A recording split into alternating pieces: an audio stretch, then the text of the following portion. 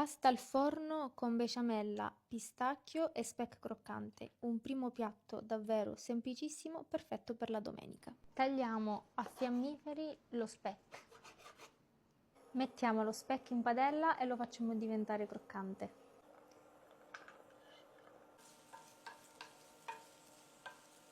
Tagliamo i formaggi, io scelgo sempre la scamorza dolce e la fontina.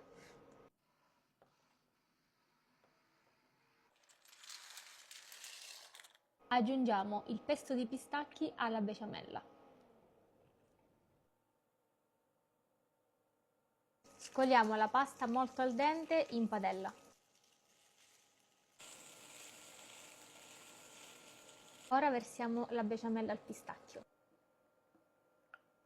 E mescoliamo ancora per qualche secondo per far amalgamare bene tutti gli ingredienti. Fuori dal fuoco aggiungiamo anche i formaggi e diamo un'ultima mescolata. Trasferiamo il tutto all'interno di una pirofila cosparsa sul fondo di pangrattato, completiamo in superficie con ancora un po' di formaggi tagliati a cubetti, parmigiano, granella di pistacchi e via in forno a 190 gradi per circa 30 minuti. Mi raccomando, fate fare una bella crosticina.